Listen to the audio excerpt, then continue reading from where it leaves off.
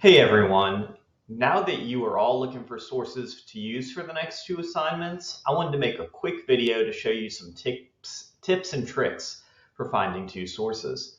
Let's start with Galileo. You can access Galileo by clicking on the Library tab and then Galileo. Once we get into Galileo, let's click on Advanced Search like last time. One of the challenges with conducting an academic search is not knowing exactly what terms to search. For example, you may want to write about nervousness, but when you search for that word, you aren't getting good results. Fortunately, there's a way to broaden your search so that you get the best results. When we are in Galileo, you may notice there's an autocomplete feature in the search bar. When you look for sources, I recommend that you use the autocomplete feature to broaden your search. Let's look at an example. If we type in nervousness, you'll notice that it suggests that you search nervousness, anxiety, or heightened awareness. When we use the term "or" in our search, it looks for all of these terms individually rather than just one of them. We may get better results if we search all three terms rather than just one. Let's see. We'll look up nervousness, anxiety, heightened awareness, and Instagram.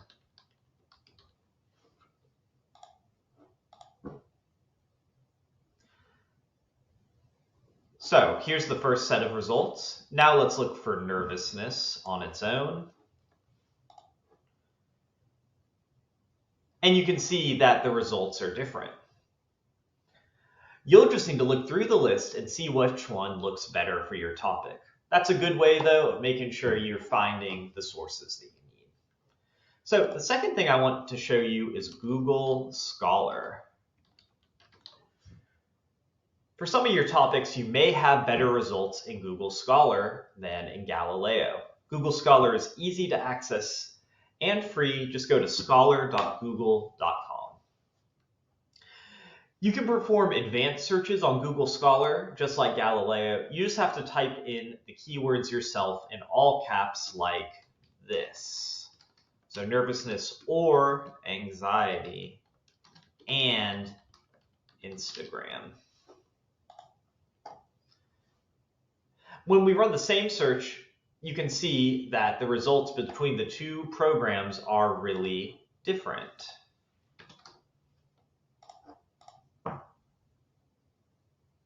So here's what we find in Google Scholar. Here's what we find in Galileo. You can see that they're different. On Google Scholar, if you see a link to the right of the article, that means you have full access to it. You just click on the link to download it. Like that. Google Scholar also has a useful feature to help you cite. If you click the Cite button, under the abstract of the article, it gives you an MLA style citation that you can copy into your annotated bibliography. If you find an article that is really connected to your topic, you can also use Google Scholar to find similar articles. If you click the Cited By button under the abstract, it will run a second search that adds all of the articles that have used that first article as a source. This means that you can find a whole new collection of sources that you may want to use in your essay. All of these right here. So the final trick that I'm going to show you is using one source to find other sources. This is an especially useful tool if you find one article that really works well with your topic. When you look through your article, it's a great idea to check out their reference page at the end of the essay. This is the reference page right here. When you look at the reference page, read through the titles of the articles. You can see titles here, and see if there are any that also relate to your topic. So let's say this article relates to my topic. Once you find an article that looks interesting, all you need to do is copy and paste that article into Galileo and Google Scholar. So I've just copied it. Now we're going to Google Scholar. We paste it in. And look at that. We found that article. Most of the time, you'll be able to get access to that article and add another source to your essay. We just click right here to go to it.